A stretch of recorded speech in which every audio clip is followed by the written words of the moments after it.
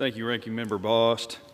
Madam Speaker, I come before the House of Representatives to discuss the newest and best version of the PACT Act before us today. Putting the needs of our veterans first is something we can all agree on. On March 3rd, the House passed a version of the PACT Act that was unworkable and unaffordable. At that time, I joined my colleagues in calling for negotiations and refinements that would at best help the veterans and gain bipartisan support, and I voted no on that original bill. But the bill that we have before us today is a result of those long and difficult negotiations. This version of the bill reinforces why I opposed it during the initial passage.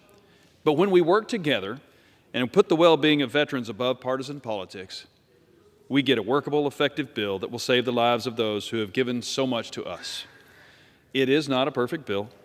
There remains language, including the costs and mandatory spending, that are somewhat troubling.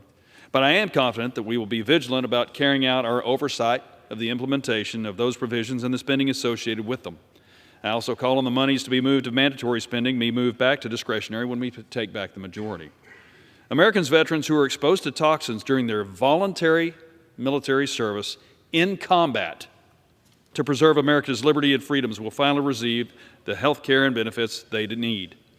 I support this legislation because it requires the VA to contact every single veteran who filed a claim for benefits that relate to toxic exposure but had the claim originally denied, allowing them to refile their claim.